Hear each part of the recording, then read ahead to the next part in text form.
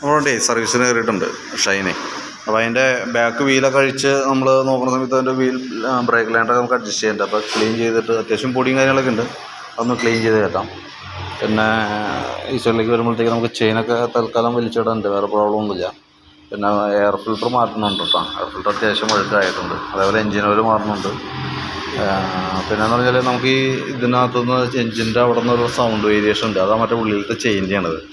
അപ്പോൾ അത് കൂട്ടത്തിൽ മാറ്റിയിടാണെങ്കിൽ ആ എൻജിൻ ആ ചിലമ്പൽ മാറി സൈലൻ്റ് ആയിക്കോളും. കഴിഞ്ഞ പ്രാവശ്യം സർവീസിന് കയറി കഴിഞ്ഞപ്പോൾ അത് കംപ്ലൈൻ്റ് ഐറ്റം വരുത്തി വെച്ചിട്ടുണ്ട്. അപ്പോൾ നമുക്ക് വേണമെങ്കിൽ പറയുകയാണെന്നുണ്ടെങ്കിൽ നമുക്കത് മാറ്റിയിടാം. അപ്പോൾ ആ സൗണ്ട് കാര്യങ്ങൾ മാറിക്കോളൂ കേട്ടോ. പിന്നെ ന്യൂട്രൽ സ്വിച്ചിൻ്റെ ഈ സൈഡിൽ നിന്ന് ചെറിയ ലീക്ക് ഉണ്ട്, ഈ സൈഡിലേക്ക് ഓയിൽ ലീക്ക് കാണിക്കുന്നുണ്ട്. അപ്പോൾ ഈ സ്വിച്ചിൻ്റെ ആണത്, അത് നമുക്കൊന്ന് മാറ്റിയിട്ടേക്കാം. പിന്നെ അത്യാവശ്യം ഈ സൈഡിലേക്ക് വരുമ്പോഴത്തേക്കും വയറിങ്ങിൻ്റെ ഇവിടെ 2 വയറുകൾ നമുക്ക് ചെറിയൊരു പ്രോബ്ലം ഉണ്ട്, പൊട്ടിയിട്ടൊക്കെ ഉണ്ട് ന്യൂട്രൽ സ്വിച്ചിൻ്റെയൊക്കെ. അപ്പോൾ അതൊന്ന് കറക്റ്റാക്കിയിട്ട് ഒന്ന് ഇൻസുലേറ്റ് ചെയ്തിട്ടേക്കാം.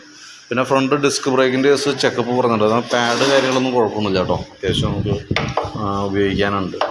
പിന്നെ സ്പീഡോമീറ്റർ മെക്കാനിസത്തിൻ്റെ കേസ് പറഞ്ഞിട്ടുള്ളൂ, നമുക്കൊന്ന് മാറ്റിയിട്ടേക്കാം. ഇതൊക്കെയാണ് നിലവിൽ മെയിനായിട്ടുള്ളത്. അപ്പോൾ ഒരു എസ്റ്റിമേറ്റ് കൂടി ഇട്ടേക്കാം. ഞാൻ ടൈമിങ് ചെയിൻ അടക്കം ആ ചെയിൻ്റെ അടക്കമുള്ള ഒരു എസ്റ്റിമേറ്റ് ഇടാം. അപ്പോൾ നോക്കിയിട്ടൊന്ന് പറഞ്ഞോളൂ. കാരണം ആ എഞ്ചിൻ്റെ അവിടെ നിന്ന് ഒരു ചിലമ്പല്ല, നമുക്കൊരു നോർമൽ അല്ലാത്തൊരു സൗണ്ട് വേരിയേഷൻ വരുന്നുണ്ട്.